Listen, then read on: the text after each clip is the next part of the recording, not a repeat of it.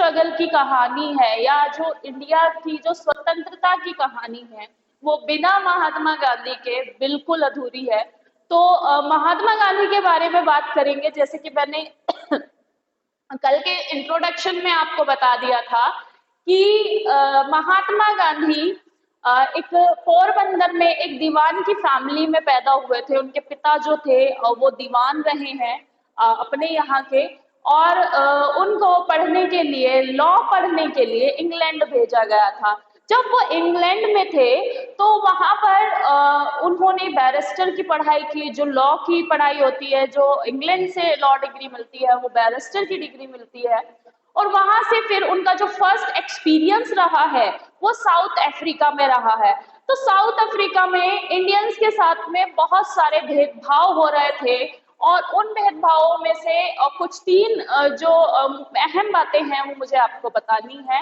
सबसे पहले तो एक सर्टिफिकेट इंडियंस को ऑल द टाइम कैरी करने के लिए कहा जाता था, जैसे कि यू आर इंडियन, तुम इंडियन लेबरर हो, और इंडियन लेबरर होने की वजह से you have to carry an identity card with yourself. हमेशा आपको अपने साथ में एक आइडेंटिटी कार्ड अपना रखना है कि ये मेरा आईडी कार्ड है, मैं यहाँ से हूँ। तो ये जो था एक तरह का भेदभाव था, क्योंकि कोई भी व्हाइट पीपल है उसको ऐसा करने के लिए नहीं कहा जाता था, केवल इंडियंस को कहा जाता था कि you have to carry your identity card.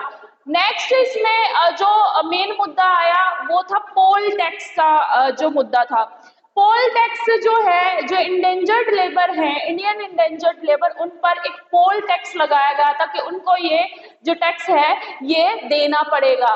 फिर उसमें से उन्होंने एक कानून पास किया कि जितनी भी मैरिजेस बिना क्रिश्चियन रीति रिवाज के हुई हैं वो सब मैरिज इलीगल है, और उन मैरिजेस से जितने भी बच्चे हुए हैं वो सब इलेजिटिमेट हैं, यानी कि अवैध है। तो ये एक ड्रैकोनियन लॉ था कि कोई भी जो शादी साउथ अफ्रीका में वहां पर इंडेंजर्ड लेबर की उनके रीति रिवाज के हिसाब से हुई है वो वॉइड होगी, अगर वो क्रिश्चियन रीति रिवाज से हुई है तो वो सही होगी। तो ये भी अनदर बहुत इंपॉर्टेंट जो है इसमें भेदभाव था। तो इन सब चीजों को जब गांधी जी ने देखा तो उन्होंने वहां पर जो सर्टिफिकेट कैरी करने को जो कहा जाता था, तो उसमें गांधी जी ने कहा कि आप अपने सर्टिफिकेट दिखाओ ही मत, किसी को भी मत दिखाओ, सर्टिफिकेट कैरी करने की कोई जरूरत नहीं है। तो ये एक तरह से उन्होंने एजिटेशन जो है वो स्टार्ट करवाई लोगों में कि आप एजिटेट कीजिए, आप मना कीजिए इस चीज के लिए कि हम 24 घंटे अपना आइडेंटिटी कार्ड नहीं कैरी कर सकते हैं। तो उसमें उन्होंने फिर वहां पर जो पहला सत्याग्रह है वहां पर स्टार्ट करवाया कि उन्होंने उनकी बात को जो है ब्रिटिश ऑफिशियल्स हैं उनकी बात को मानने से इनकार कर दिया, और अपनी बात मनवाने के लिए फिर अथॉरिटीज ने गांधी जी से नेगोशिएशन करना स्टार्ट किया। तो फिर गांधी जी ने जो डिमांड रखी वो इस तरह से कि जो पोल टैक्स है वो इंडेंजर्ड लेबर पे से हटा दिया गया। जो ये कानून पास हुआ था कि इतने जो लोग हैं इलेजिटिमेट होंगे, इनकी शादी अगर क्रिश्चियन रीति रिवाज से नहीं हुई है तो ये इनके बच्चे और ये लोग इनलेजिटिमेट है। तो इस तरह के जो कानून थे वो सब उन्होंने वापस करवाए, और साउथ अफ्रीका में वो ऑलरेडी एक हीरो बन चुके थे, क्योंकि साउथ अफ्रीका में ऑलरेडी उन्होंने जितने भी जो केसेस वहां पे देखे थे, जो भी भेदभाव हो रहे थे ब्लैक्स पीपल के साथ या इंडियंस के साथ में, तो उनके खिलाफ में उन्होंने वहां पर पहला सत्याग्रह साउथ अफ्रीका में रहा, और उसी का जो प्रभाव था वो भारत में भी पड़ा उस समय, और भारत से भी लोगों ने उनकी वहां पर हेल्प की थी। लेकिन अब गांधी जी भारत वापस लौट रहे हैं, और गांधी जी भारत वापस कब लौटे, उसको बहुत ही फेमस एक डे है, उसे कहते हैं भारतीय प्रवासी दिवस। तो यस, भारतीय प्रवासी दिवस उस दिन मनाया जाता है जब गांधी जी भारत लौटे थे। तो सबसे पहले तो हम इसकी आज की क्लास की हेडिंग डाल लेते हैं, ऑब्वियसली गांधी जी और हमारा फ्रीडम स्ट्रगल मूवमेंट। तो इसमें लिखेंगे हेडिंग में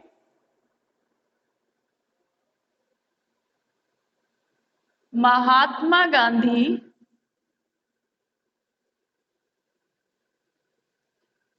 एवं स्वतंत्रता आंदोलन।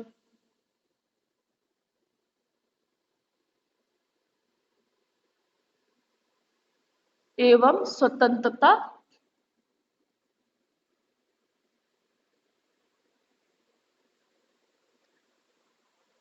महात्मा गांधी एवं स्वतंत्रता आंदोलन।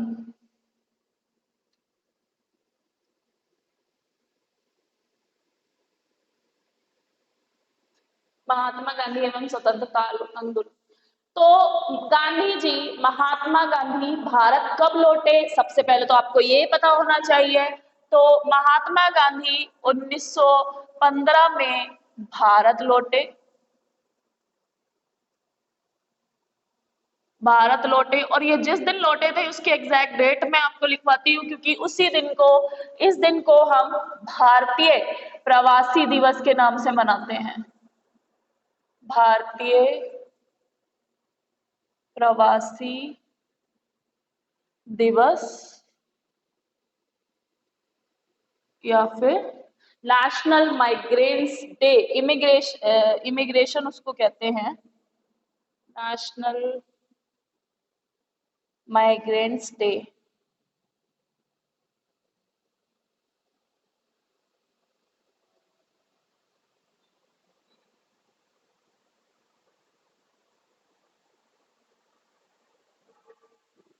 तो इसकी एग्जैक्ट डेट आपको लिखनी है 9 जनवरी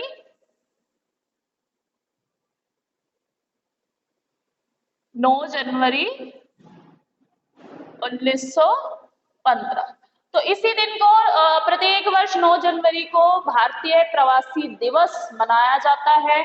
इसको याद रखना है क्योंकि ये बहुत इंपॉर्टेंट है। इस दिन जो अदर जो इमिग्रेंट्स होते हैं, जो इंडियन इमिग्रेंट्स हैं, किसी भी कंट्री में जो गए हुए हैं, उनको सम्मानित किया जाता है। कॉन्फ्रेंस रखी जाती है एनआरआईज वगैरह की, और ये दिन जो है काफी इंपॉर्टेंट है, इसे सेलिब्रेट किया जाता है। तो let's come back to the topic.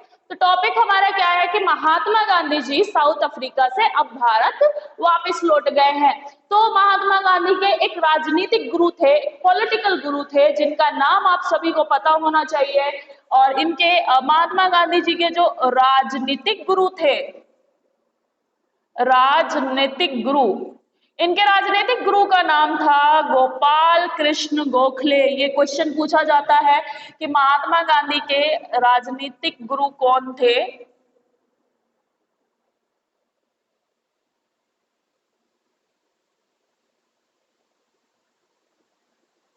राजनीतिक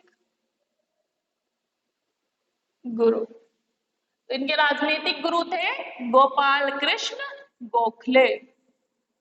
गोपाल कृष्ण गोखले, गोपाल कृष्ण गोखले इनके राजनीतिक गुरु थे। और इसको आपको याद रखना है क्योंकि क्वेश्चन में पूछा जाता है कि इनके राजनीतिक गुरु कौन थे। तो जब ये भारत आ रहे थे 1915 में, तो गोपाल कृष्ण गोखले ने कहा कि अपना जो है भारत में अपने कार्य को शुरू करने से पहले you have to travel the country. तो उन्होंने कहा कि आपको पूरे देश में पहले एक भ्रमण करना चाहिए, भारत भ्रमण करना चाहिए, सो दैट कि आपको पता चले कि भारत है कैसा या भारत दिखता कैसे है। तो महात्मा गांधी ने अपने जो 1915 का टाइम था, 1915 और अराउंड 16 के समय में उन्होंने 1 साल पूरा अपना भारत भ्रमण किया था, भारत को देखा था। वो हर जगह गए थे और भारत को भली भांति देखने के बाद ही उन्होंने फिर अपना यहाँ पर कार्य स्टार्ट किया था। तो उसी बीच एक स्टोरी है जिसे आपको याद रखना है। This is to not a story, but फिर भी स्टोरी की तरह ही आप इसे याद रखेंगे कि बिहार के चंपारण में एक लॉ जो है, एक तरह का एक गाइडलाइन ब्रिटिशर्स ने जारी की थी, जिसमें कि इन्होंने कहा था कि जो बिहार में जो लोग हैं वहां पर उनसे कि आप 3/20 भाग पर जो है इंडिगो नील की खेती करेंगे, यानी कि आप अपना जो फूड है, गेहूं है, वो नहीं उगा सकते हैं, आप अपनी लैंड के 3/20 भाग पर इंडिगो उगाएंगे, यानी कि नील की खेती करेंगे। और इसको उन्होंने पास कराया था और वहां के लोग नील की खेती करने लगे थे। अब नील इनको क्यों चाहिए था? तो नील की इनको जो क्लोथिंग इंडस्ट्री है, कलरेंट के लिए इनको जरूरत होती थी। अब हुआ ये कि जर्मनी में सिंथेटिक डाइज बनने लगी, जैसे कि आज के समय में कोई भी जो ओरिजिनल नील है कलर वो यूज नहीं करता, हम सब सिंथेटिक कलर यूज कर रहे हैं जो कि केमिकल की रिएक्शन से बनते हैं। तो वो जो सिंथेटिक कलर है जर्मनी में वो इन्वेंट हो गए, और वो जो कलर्स हैं, वो जो डाइज हैं, वो बहुत सस्ती मिलने लगी एज कंपेयर टू नील। तो जो नील का मार्केट है वो डाउन चला गया, और जो जितने भी किसान हैं उन किसानों को भी इसका नुकसान हुआ, और जो प्लांटर्स हैं उन्हें भी इसका नुकसान हुआ। और जब उन्हें सस्ते में सिंथेटिक डाई मिलने लगा तो उनके मार्केट पे भी असर पड़ा, और इससे फ्रस्ट्रेटेड होकर उन लोगों ने, जो प्लांटर्स है, जो किसान हैं, जो भी वहां के पेजेंट हैं, उनसे इलीगल ड्यूज मांगने स्टार्ट कर दिए कि आप हमें इतना पे करेंगे, इतना रेंट पे करेंगे। और किसानों को तो कोई फायदा हुआ ही नहीं था। तो जब किसानों को कोई बेनिफिट हुआ ही नहीं, उनके पास पैसा ही नहीं था पे करने को, तो वो उनके इलीगल ड्यूज कैसे देंगे?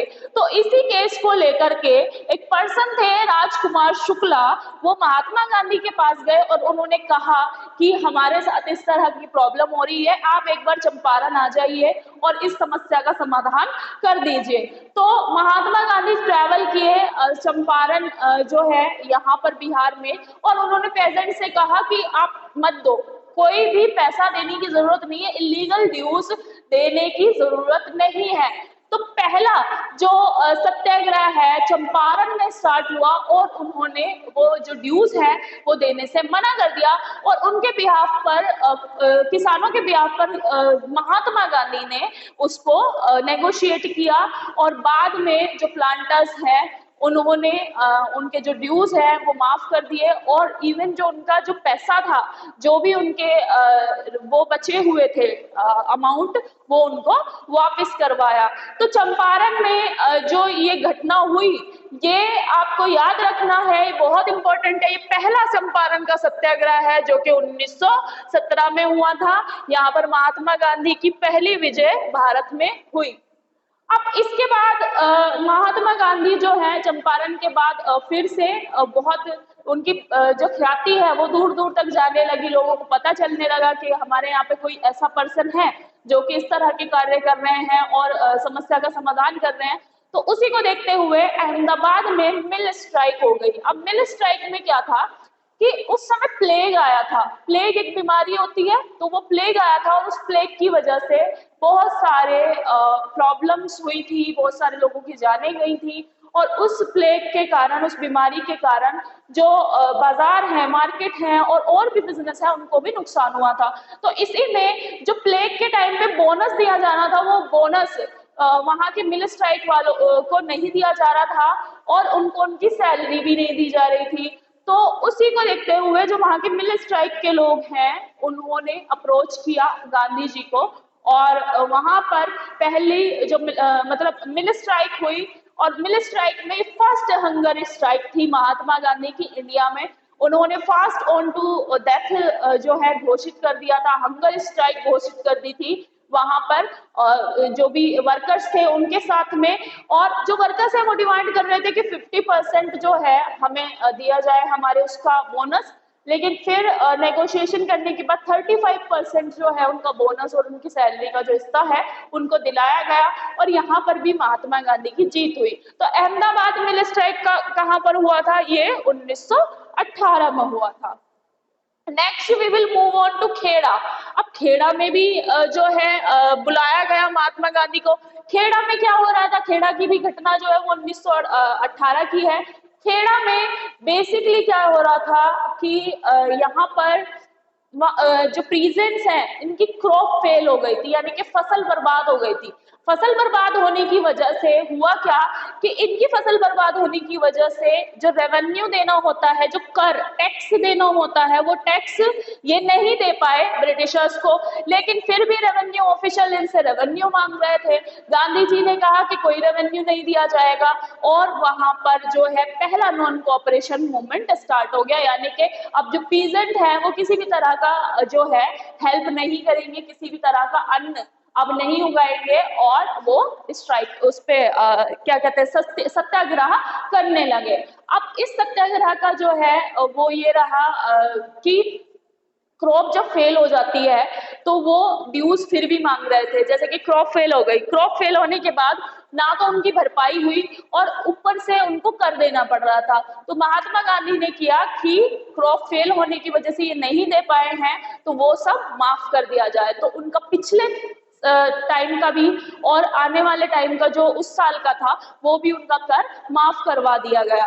तो खेड़ा में भी अगेन थर्ड जो विक्ट्री थी महात्मा गांधी की वो खेड़ा में हुई। तो आपको तीनों याद रखने हैं, चंपारण सत्याग्रह 1917 में, अहमदाबाद मिल स्ट्राइक 1918 में और खेड़ा सत्याग्रह 1918 में ये भी। तो अब इसके बाद जो है ब्रिटिशर्स ने एक एक्ट पास किया जो popularly known as Rowlatt act. ये रॉलेट एक्ट पास हुआ था मार्च 1919 में और ये जो एक्ट था ये बहुत ड्रैकोनियन एक्ट था। इस एक्ट में ये लिखा हुआ था कि किसी भी पर्सन का ट्रायल जो किसी को भी अरेस्ट कर लिया जाएगा विदाउट ट्रायल, यानी कि कोई प्रॉपर इन्वेस्टिगेशन नहीं होगी, किसी भी तरह का जो ड्यू प्रोसीजर ऑफ लॉ है या फिर रूल ऑफ लॉ है वो फॉलो नहीं किया जाएगा और उसको अरेस्ट कर लिया जाएगा। यानी कि आपने कोई क्राइम किया है नहीं किया है, आपकी कोई इन्वेस्टिगेशन नहीं होगी, आपका कोई ट्रायल नहीं होगा, विदाउट ट्रायल आपको अरेस्ट किया जा सकता है, जेल में डाला जा सकता है। ये एक्ट जो है ये बेसिकली आया था क्योंकि उस समय रेवोल्यूशनरी एक्टिविटीज बहुत ज्यादा बढ़ गई थी। लेकिन ये एक्ट बहुत ही कह सकते हैं कि बायस्ड एक्ट था और बहुत ही अपने आप में कहते हैं कि काला कानून था और जिसके विरुद्ध सभी थे। अब रॉलेट एक्ट जो है ये आ गया और इसमें बहुत सारे जो नेता हैं उनको इस तरह से अरेस्ट किया गया, जिसमें आपने सुना होगा सत्यपाल मलिक और सैफुद्दीन किचलू, इनको अरेस्ट कर लिया गया था इसी एक्ट के तहत। अब ये जो लीडर थे पंजाब में बहुत फेमस थे और पंजाब में फिर एक घटना होती है जिसका नाम है, और आपको पता होगा, जलियांवाला बाग। ये भी उसी के दौरान हुई हुई घटना है 13 अप्रैल 1919 को। तो जलियांवाला बाग की अगर हम बात करें तो हुआ उस दिन ये था कि सैफुद्दीन किचलू और सत्यपाल मलिक जो है ये इनको अरेस्ट कर लिया था विदाउट ट्रायल और वहां के लोग जो है वो भी गुस्से में थे। तो उस समय अप्रैल का मंथ था और वैसाखी का महीना था और वैसाखी थी उस दिन। तो जलियांवाला बाग एक बाग है जो प्रेजेंट डे अमृतसर में है। तो अमृतसर में ये बाग है और वहां पर एक मेला आयोजन हुआ था, यानी कि मेला लगा हुआ था। वहां पर जो है बच्चे, महिलाएं और जो है पुरुष है वो इकट्ठे हुए थे वहां पर वैसाखी मनाने के लिए। तो वो लोग वैसाखी मनाने के लिए इकट्ठे हुए थे और कुछ लोग जनसभा के लिए आए थे। तो उसमें से बहुत कम लोगों को पता था कि यहाँ पे कोई जनसभा हो रखी है, बाकी लोग तो सिर्फ वैसाखी का मेला देखने के लिए आए थे और मेला मनाने के लिए आए थे। लेकिन वहां पर एक बहुत ही कह सकते हैं कि इररिस्पॉन्सिबल जनरल था जिसका नाम था डायर, जनरल डायर जिसे कहते हैं, वो आया और उसमें जो उसकी बाग की एंट्री है, जैसे कि बाग है तो बाग में सिर्फ एक ही एंट्री थी और एक ही एग्जिट था। जैसे कि ये चारों तरफ से घिरा हुआ है और यहाँ पर सिर्फ एक एंट्री है। तो एक एंट्री और एक एग्जिट जो थी इसको उसने बंद कर दिया और इसको बंद करने के बाद यहाँ के जो लोग हैं इन लोगों पर ओपन फायर करवा दी, यानी कि जो शूटिंग है वो ओपनली करवा दी सभी लोगों पर। और वो लोग निहत्थे लोग थे, उनके पास कोई वेपन नहीं था, बच्चे, महिलाएं और पुरुष, उन पर किसी तरह का कोई वेपन नहीं था, केवल बैसाखी मनाने के लिए वहां इकट्ठे हुए थे। और वहां पर बहुत सारे जो है हजारों की तादाद में लोगों की डेथ हुई थी और बहुत सारे लोग घायल हो गए थे। इसमें जो है पिक्चर्स में जो ब्रिटिशर्स हैं वो बहुत कम संख्या बताते हैं कि इन लोगों की हुई थी डेथ, लेकिन जो हमारे इंडियन आंकड़े कहते हैं उनके हिसाब से आप इसमें आंकड़े लिखिएगा कि जलियांवाला बाग में कितने लोगों की जान गई थी। तो जलियांवाला बाग के लिए बाद में इन्होंने एक कमेटी बिठाई जिसका नाम था हंटर कमेटी, और हंटर कमेटी जो है इसने अपनी रिपोर्ट सबमिट की थी।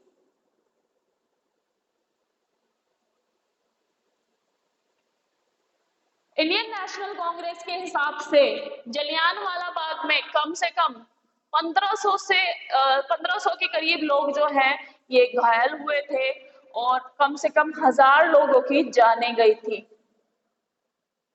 1000 लोगों की जाने गई थी।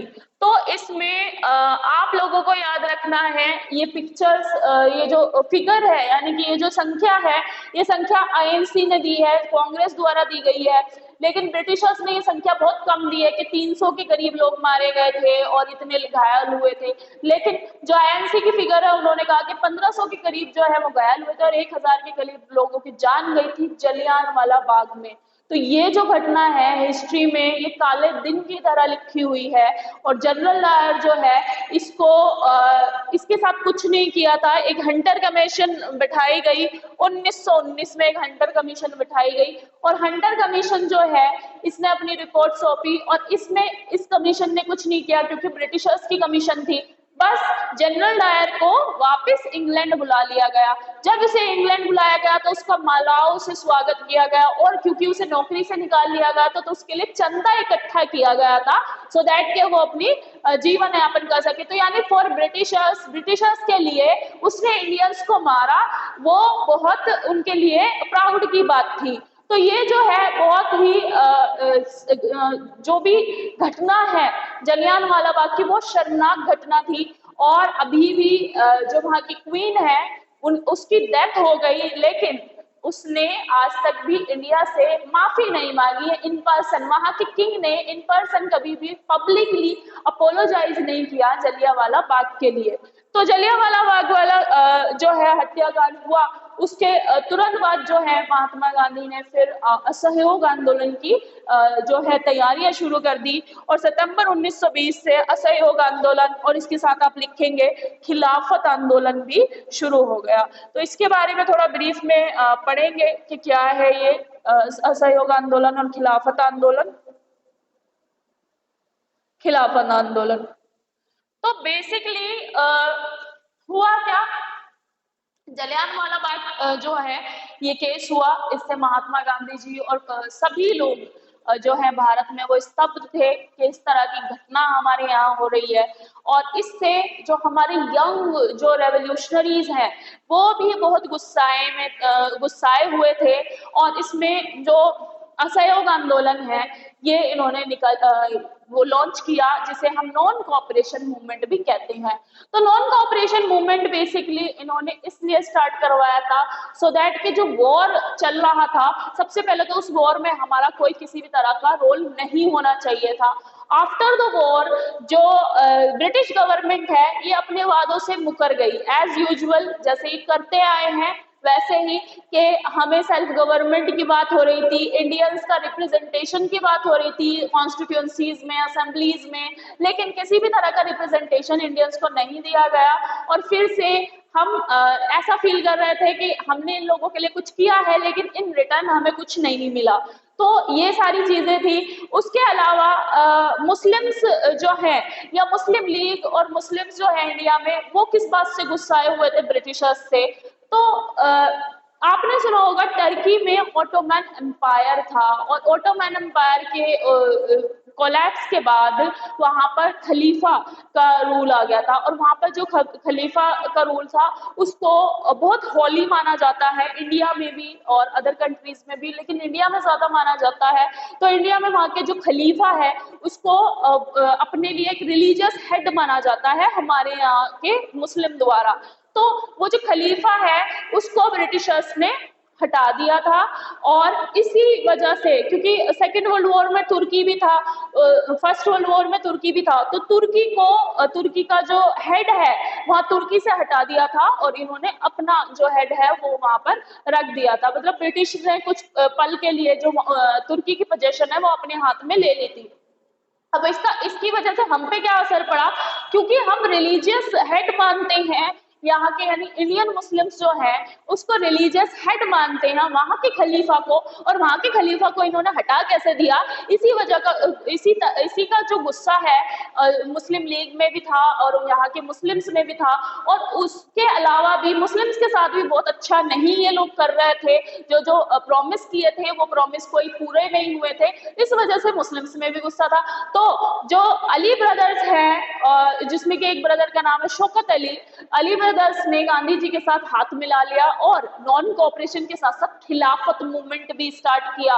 और ये जो नॉन कोऑपरेशन मूवमेंट है इसमें जो ये एकता देखी गई हिंदू मुस्लिम्स में, ये बाद में हम तरस जाएंगे इस एकता को देखने के लिए। बेसिकली नॉन कोऑपरेशन मूवमेंट जो है ये इतना वाइडली स्प्रेड रहा, पूरे कंट्री में इस तरह से फैल गया कि इसमें मुस्लिम्स ने भी बढ़ चढ़ के भाग लिया, और महात्मा गांधी ने भी इसमें पूरे जो देशवासी हैं उनको उनका आह्वान किया इस आंदोलन के थ्रू। तो क्या था नॉन कोऑपरेशन? नॉन कोऑपरेशन का जैसा कि नाम से ही आपको पता चल रहा है, असहयोग आंदोलन, यानी कि किसी प्रकार का सहयोग मत दो।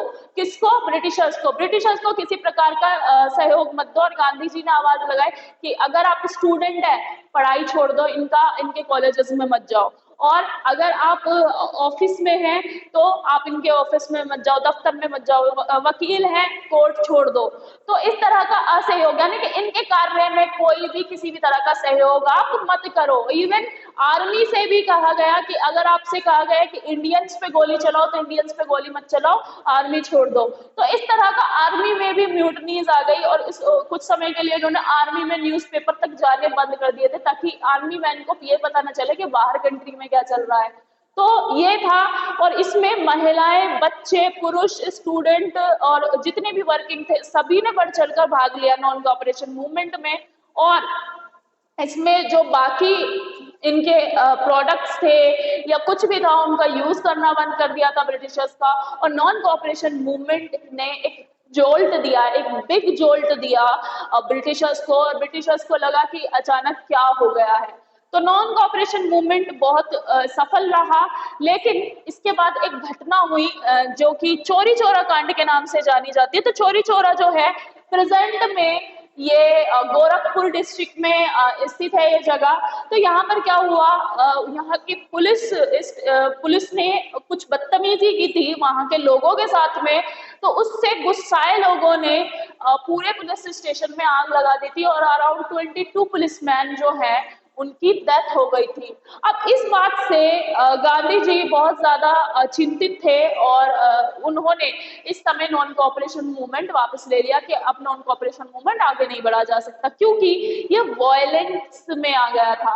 अब गांधी जी ने नॉन कोऑपरेशन मूवमेंट वापस क्यों लिया, इसको लोग क्रिटिसाइज भी करते हैं, कहते हैं कि नहीं लेना चाहिए था, लेकिन आप इस बात को समझिए कि गांधी जी ने नॉन कोऑपरेशन मूवमेंट स्टार्ट किया है, लेकिन उन्होंने ये नहीं कहा था कि हिंसा होनी चाहिए।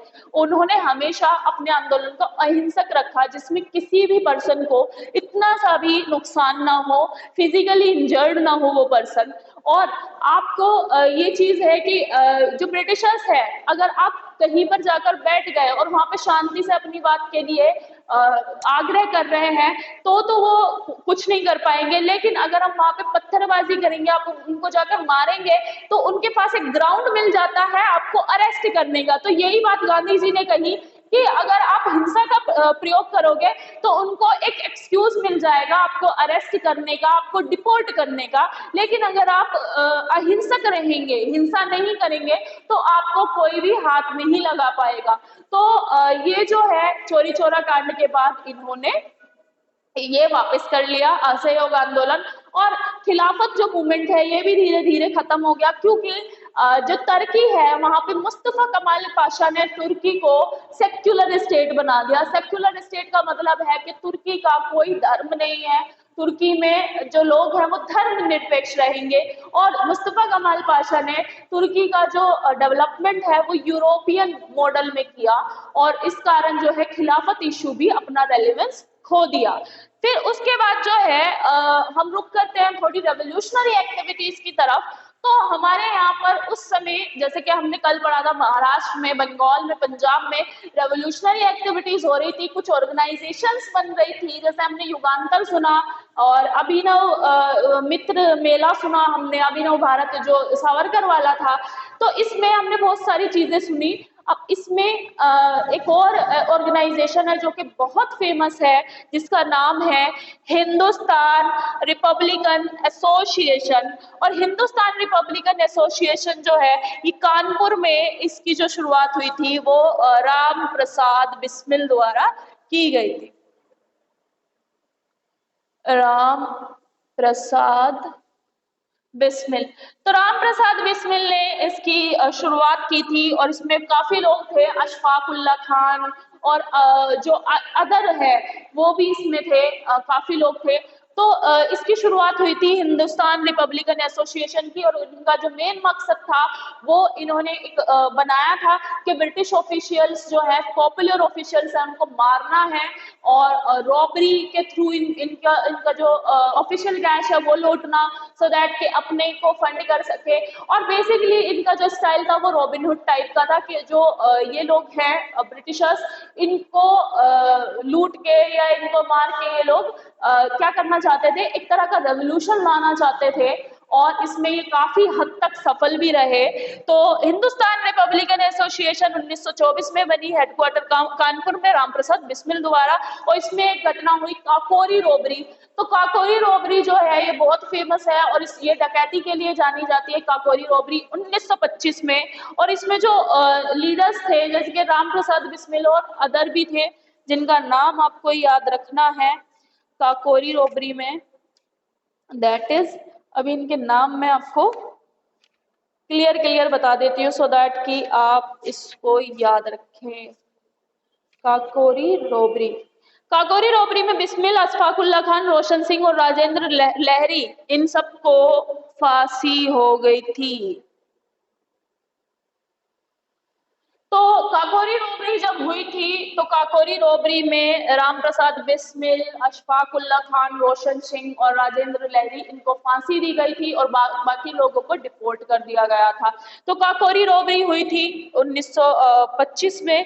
फिर है ये जो रामप्रसाद बिस्मिल ने बनाया हिंदुस्तान रिपब्लिकन एसोसिएशन, फिर इसका नाम चंद्रशेखर आजाद ने बदल करके रख दिया हिंदुस्तान सोशलिस्ट रिपब्लिकन एसोसिएशन। और चंद्रशेखर आजाद ने इसका जो है नाम बदल दिया। और फिर एक कांड होता है जो है सैंडर्स की हत्या, 1928 में ब्रिटिश ऑफिशियल सैंडर्स का मर्डर कर दिया गया था।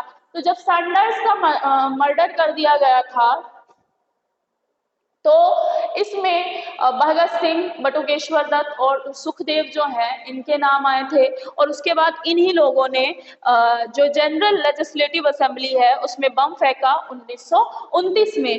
तो बेसिकली 1929 में इन्होंने बम फेंका, और फिर इन्हें सैंडर्स की मर्डर के लिए जो है ट्रायल इनका हुआ, और बाद में इनको हैंग कर दिया गया था, भगत सिंह और सुखदेव और राजगुरु को। तो ये इस तरह की एक्टिविटीज हुई, रेवोल्यूशनरी एक्टिविटीज भी हुई। और इसमें हमने देखा कि महात्मा गांधी भारत आए, महात्मा गांधी ने भारत में चंपारण सत्याग्रह 1917 और अहमदाबाद मिल स्ट्राइक 1918, खेड़ा सत्याग्रह 1918, और इसमें रॉलेट एक्ट पास हुआ 1919 में, मार्च 1919 में। फिर जलियांवाला बाग हत्याकांड होता है, और उसके तुरंत बाद ही Mahatma Gandhi non cooperation movement start कर देते हैं। उसके बाद हमने देखा कि बहुत सारी रेवोल्यूशनरी एक्टिविटीज भी हो रही थी, जिसमें कि जो पॉपुलर लोग हैं वो कर रहे थे। तो बेसिकली अब जो रेवोल्यूशन है वो इंडिया के हर पार्ट तक फैल चुका है by the time of 1930s। और 1930s में अब बहुत चेंजेस आने वाले हैं, क्योंकि इसी 1930s के अराउंड में साइमन कमीशन भारत आएगा, इसी में नेहरू रिपोर्ट पब्लिश की जाएगी, और इसी 1930 में द फेमस महात्मा गांधी का दांडी मार्च होगा। तो ये जो हमारा टॉपिक है आज का, आपको कैसा लगा हमें बताइएगा। हम इसको करेंगे नेक्स्ट क्लास में कवर करेंगे कि दांडी मार्च कब हुआ, और नेक्स्ट हमने 1929 तक कर लिया, तो 1930s में क्या क्या चेंजेस हुए, और अब हम कुछ करीब 10 साल दूर है अपनी आज़ादी से, और इसको हम कंटिन्यू करेंगे। कल फिर मिलेंगे कुछ नए टॉपिक के साथ, और तब तक के लिए बने रहिए द फ्यूचर कोचिंग पर। और guys, like share and subscribe to TFC।